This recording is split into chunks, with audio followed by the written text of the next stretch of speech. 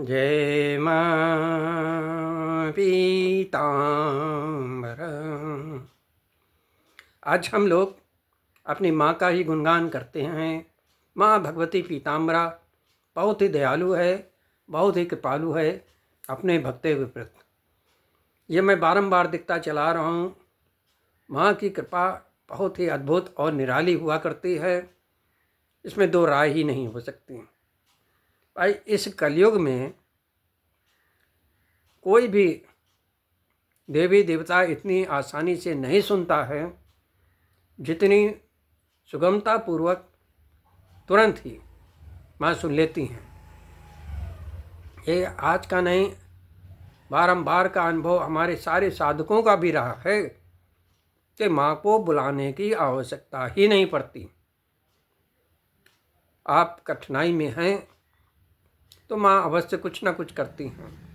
उनका super computer अपने सारे साधकों के ऊपर प्रतिक्षण अपनी दृष्टि लगाए हुए है। इसलिए आप निश्चिंत रहें। यदि आप माँ की शरण में आएँ तो कहीं से कोई भी डरने की बात नहीं है। भाई देखो, प्रारब्ध होता है, उसको तो भोगना ही पड़ता है। भगवान श्री कृष्ण ने गीता में साफ साफ कह रखा है कि मनुष्य के पुराने कर्मों का लेखा जोखा प्रारब्ध के रूप में उसके साथ चलता है। तो पिछले जन्म में हमने किया है उसको भोगेगा कौन भाई? हम ही तो भोगेंगे। तो क्योंकि हम नहीं जानते हमने पिछले जन्म में क्या क्या गड़बड़ी की है जिसका भुगतान करना पड़ रहा है। बहुत से मंत्र करने के बाद वो काम नहीं बन रहे हैं। तो सब कारण यही आता है, प्रारब्ध। और जब प्रारब्ध ही गड़बड़ होता है तो गलत लोग टकराते हैं, गलत तांत्रिक टकराते हैं और हमारे ऊपर अभिचारिक प्रयोग भी होते हैं। ये सब प्रारब्ध ही करवाता है। इसीलिए हमें अच्छे कर्म करने चाहिए जिससे हमारा प्रारब्ध अच्छा ही बने। भाई जोश में तो लोग होश खो देते हैं, उल्टे सीधे काम करने लगते हैं। वो थोड़ी देर के लिए क्षणिक आपको सुख दे सकते हैं, वह अंतोगत्वा उसका परिणाम भुगतना ही पड़ता है। इस जन्म में नहीं तो अगले जन्म में। अगले जन्म में किसने देखा है, लोग ये कहते हैं।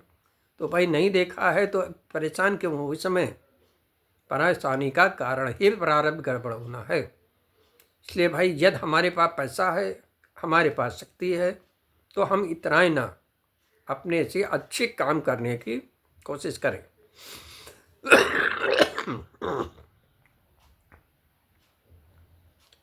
भाई जितना अच्छा काम होगा उतना बढ़िया प्रारब्ध का निर्माण होगा। अच्छा, प्रारब्ध ही गड़बड़ होता है तभी आदमी प्रेत योनि में भी जाता है। और प्रेत योनि जो है बहुत ही खतरनाक होती है, जिसको भुगतना ही पड़ता है। और जो प्रेत होते हैं वो मारे मारे फिरते हैं, खाना तक नसीब नहीं होता, पानी तक नसीब नहीं होता है। जब तक कोई देगा नहीं उनको मिल नहीं सकता है। तो पितर पक्ष में लोग अपने अपने पितरों को इसीलिए तो पानी वानी देते हैं, मगर उनको फिर भी शांति वांति नहीं मिल पाती है वहाँ भी। ये तय जानो, बहुत से लोग जाके गया में वो करा देते हैं कि पितर हमारे मोक्ष पा गए, मगर भैया मोक्ष वोक्ष नहीं मिलता है। क्योंकि जैसे मनुष्यों में दादा होते हैं वैसे प्रेतों में भी एक से एक दादा पड़े। पंडित जी ने तो आपका हवन उमन करा दिया जाके गया में, मगर वो चीज़ उन तक पहुंची नहीं। बीच में जो दादा टाइप के प्रेत हैं वो यही ले लेते हैं। जजमान सोचता हमने तो सब पिंडदान कर दिया जाके गया में, सब सही हो गया, मगर होता नहीं है भैया। वो फिर उन परेशान रहते हैं, फिर दिखाई पड़ने लगते हैं।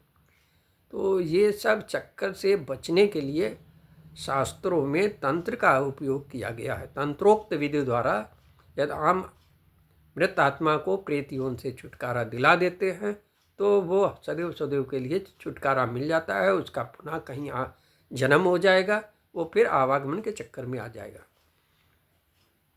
मगर देखो हम लोगों का ध्येय तो दूसरा ही है, हमारे जितने साधक हैं उनका ध्येय ही दूसरा है, इस आवागमन के चक्कर से सदैव सदैव के लिए मुक्ति प्राप्त करना।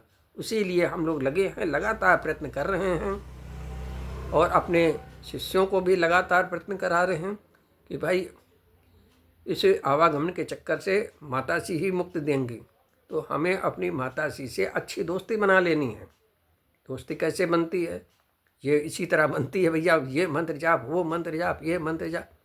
कुछ तो हमारे साधक हैं हमारे ऊपर गुस्सा जाते हैं, कहते गुरु जी आप बहुत मेहनत कराते हो। अरे हमने कहा यार हम तो तुमसे बहुत दूर बैठे, कहाँ मेहनत कराते हैं, हम तो फ़ोन से तुमसे बता देते हैं इसको ऐसे ऐसे ऐसे करना है, अब तुम्हारी मर्जी करो या ना करो। मगर सबको अपना लालच दिखता है कि प्रारब्ध हमें सही करना है तो ये मंत्र का जाप करना ही पड़ेगा। तो देखो माताश्री के सारे मंत्र बहुत ही तीव्र हैं, सब बहुत ही तीव्र हैं, इसमें दो राय ही है। तो हम कह रहे थे कहाँ से कहाँ पहुँच गए यार, हम कह रहे थे कि यदि प्रेत योनि में कोई चला गया है और वो प्रताड़ित कर रहा है अपने वंश में, तो उससे कैसे तांत्रोक्त विधि द्वारा छुटकारा दिलाया जाए। हमने बहुतों को छुटकारा दिलाया है, सब बड़ा आसान काम है, कोई कठिन काम नहीं है। तो एक साहब हैं, उनकी दादी दिखती थी, सपने की बात मैं नहीं करता हूँ, इन नंगी आँखों से उनको अपनी दादी दिखती थी, कहीं आज जहाँ खड़ी है तो कल वहीं खड़ी हैं, घर में ना चाहिए करती थी। वो बेचारा वो बहुत परेशान, हाथ धो रहा तो हाथ धोते चला जा रहा है, मुंह धो रहा है तो मुंह धोते ही चला जा रहा है, काम काज में मन न लगना, चुपचाप पड़ा है तो पड़ा सो रहा है। और खास चीज़ ये है सब पर अविश्वास। तो ये केस हमको मिला, जटिल केस था, क्योंकि जब सहयोग नहीं मिलता है तो जटिलता तो आ ही जाती है। हमने कहा कोई बात नहीं, इसको हवन पद्धति से ही खींच देते हैं, सब सही हो जाएगा, मरीज को आने की ज़रूरत भी नहीं है। भाई ये तो तंत्रोक्त विधि जो है उसमें यजमान की भी आवश्यकता नहीं पड़ती है, आपके केवल संकल्प मात्र से ही काम होता है, जिसका संकल्प दोगे वैसे काम होगा।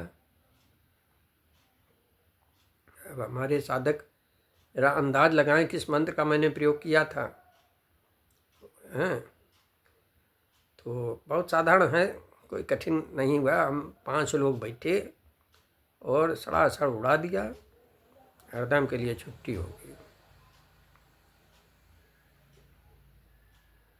जैसे एक बार हमने और किया था, उसके एक स्थान पे हवन किया गया तो पितरपक्ष में उसके पिता दिखाई पड़ने लगे,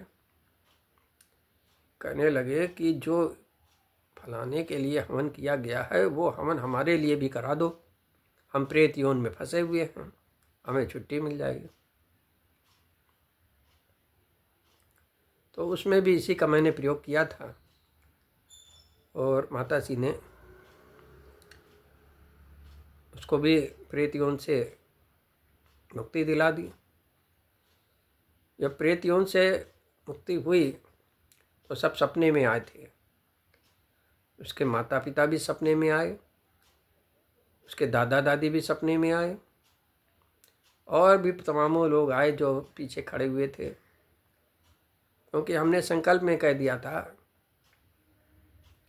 इसके माता पिता, इसके दादा दादी और इसके अन्य पूर्वज जो प्रेत योनि में हैं उन सभी को प्रेत योनि से मुक्ति दे दी जाए, चाहे उसके ऊपर चाहे जिस प्रकार का बंधन लगाया गया हो या अवैचारिक प्रयोग किए गए हों, उन सभी को नष्ट करते हुए इसको प्रेत योनि से मुक्ति दे दी जाए। ये संकल्प हमने दिया था, तो परिणाम बहुत अच्छा आया, सब प्रेत योनि से निकल गए और सपने में आके उसको आशीर्वाद भी दिया। तो हम देखते हैं कि भाई बहुत ही विचित्र लीला है इस प्रेत योनि में।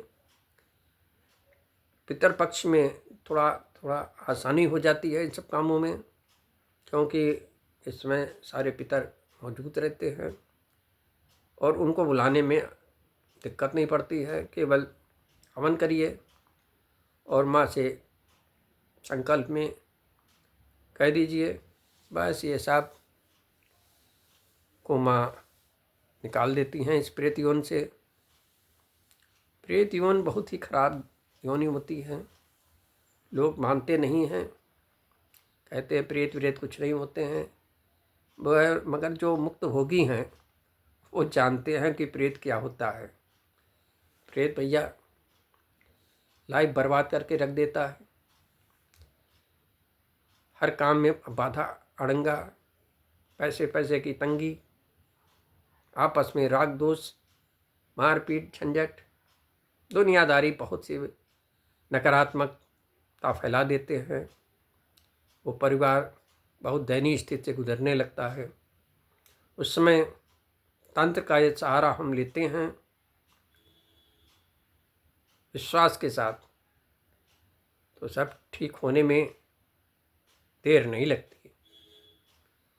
ये हमारा बारंबार का अनुभव रहा है कि माँ भगवती पीताम्बरा अपने साधकों की बहुत तीव्रता से सुनती हैं और उस पर क्विक एक्शन भी लेती हैं। ये नहीं कि आपकी फाइल लग गई तो लगी पड़ी है।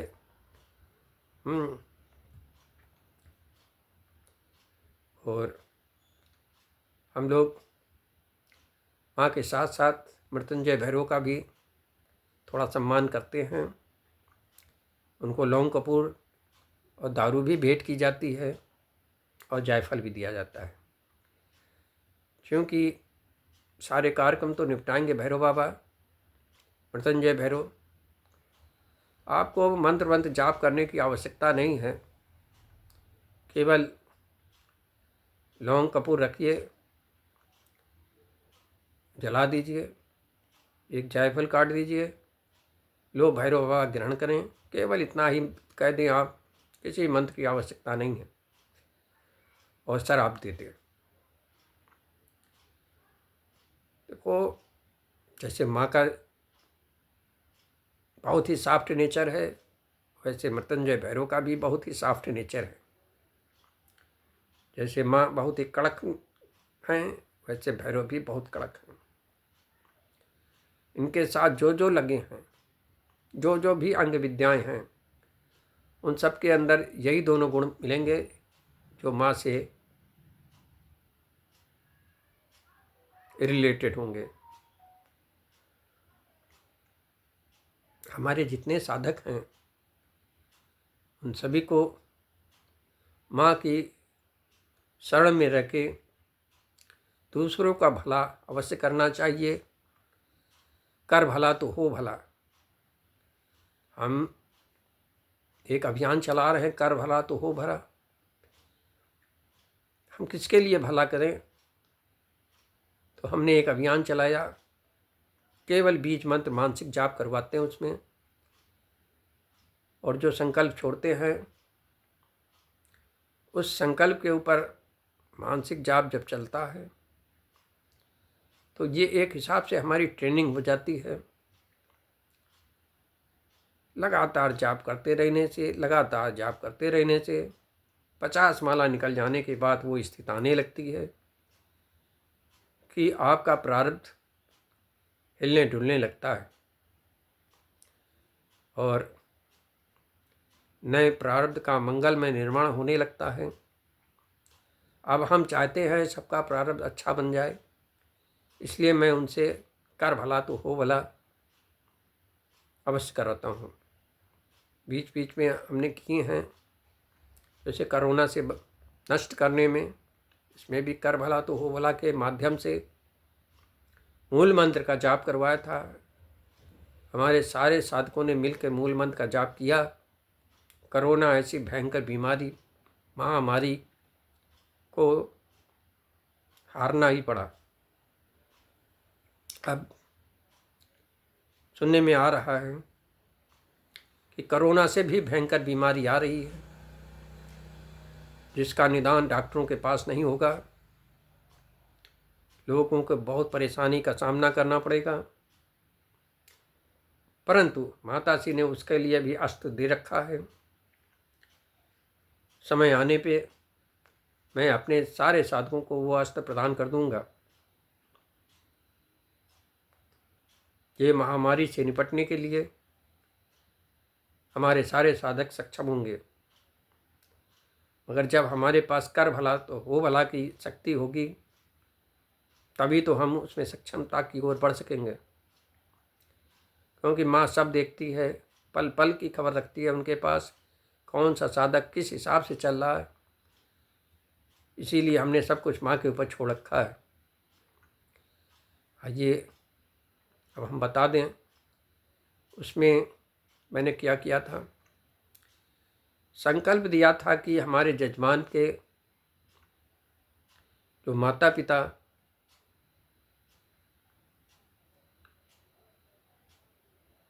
और पति और बेटी जो अविचारिक प्रयोगों के द्वारा अकाल मौत मारे गए हैं, इन सभी के ऊपर यदि कोई बंधन लगाया गया हो, जो भी अविचारिक प्रयोग किए गए हैं उन सभी को नष्ट करते हुए इन सभी को प्रेत योनि से मुक्त करने की कृपा करें। और माँ भगवती पीताम्बरा के बीज मंत्र हल्द्रिम का 10 माले का हवन कर दिया। हल्द्रिम स्वाहा, हल्द्रिम स्वाहा, हल्द्रिम स्वाहा, बस ऐसे मंत्र चलता रहा 10 माले। हम 5 लोग बैठे थे, बड़ी मज़े से हो गया। और इसके बाद तो जानते ही हो, माता श्री सब उड़ा के फेंक देती हैं। उन लोगों को प्रेत योनि से मुक्ति मिल गई। इस तरह हम धीमे धीमे क्रमशः आगे बढ़ते रहेंगे और ये कारवां चलता रहेगा। माँ भगवती पीताम्बरा बहुत ही दयालु है अपने साधकों के प्रति। इनका जो साधक है उसके अंदर गुण भी वही होना चाहिए जो माताश्री के अंदर है। माताश्री का प्रादुर्भाव किस लिए हुआ था, इसको अच्छी तरह से आप ध्यान में रखें। माताश्री का प्रादुर्भाव जग कल्याण के लिए ही हुआ था और हमारे अंदर वही गुण आना ही अनिवार्य है। यदि वो गुण हमारे अंदर नहीं है तो हम बगला साधक कहलाने के काबिल नहीं हैं। ये पहली शर्त है। आपको बगला साधक कहलाने के लिए आपके अंदर परोपकार की भावना होना ही होना चाहिए, जग कल्याण की भावना होना ही चाहिए, अन्यथा आप बगला साधक कहलाने में पिछड़ जाओगे। भाई देखो, ये कोई प्रयोग की विद्या नहीं है कि हम ये प्रयोग करें वो प्रयोग करें। ये सब चीज़ तो साइड की हैं। मेन उद्देश्य है हमें आवागमन के चक्कर से मुक्ति करने का, मुक्ति पाने का। तो जब ही होगा जब हम इनके साथ इनके मंत्रों का लगातार जाप करते रहेंगे, हवन करते रहेंगे। सब कुछ होगा, सब कुछ होगा। हाँ, बहुत ही दयालु है।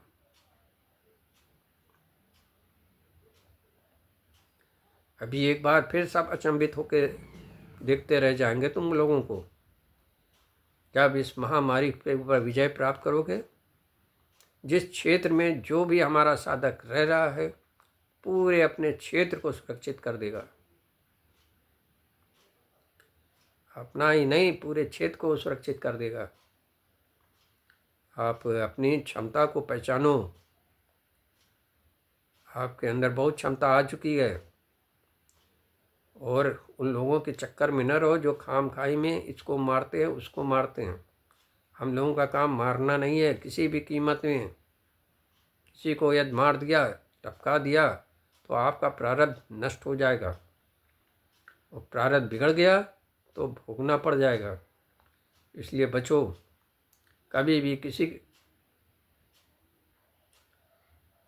ऐसे व्यक्ति को न छेड़ना जो लाचार हो। ना मदद कर सको तो ठीक है, मगर किसी को छेड़ना नहीं। उसका दंड माता सी अवश्य देती है। माँ को गुस्सा बहुत तेज आती है, उनके गुस्सा से भाई बच के रहना, है ना। भाई देखो, समझाना हमारा काम है, समझो या ना समझो। कोई ठेका कोई थोड़े हमने ले रखा है। हमने अपना तो ठेका लिया नहीं है, सबका दुनियादारी को क्या कहें। भाई देखो, जितने नरम बने रहोगे उतना ही फायदा है। बस माता के इसी के गुणगान करते रहो और चलते रहो मस्त चाल से, कोई चिंता नहीं। जिसको चिंता होगी उसको होगी। तो भाई